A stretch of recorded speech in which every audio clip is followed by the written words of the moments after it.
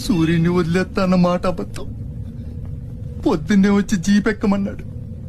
వాడు వాళ్ళ అమ్మను వదిలి వచ్చేస్తా అన్నాడు రా. అయినా కూడా వదలలేదు నాకు. ఎవడైనా గీత దాడితే చంపేస్తా అన్నాడు రా.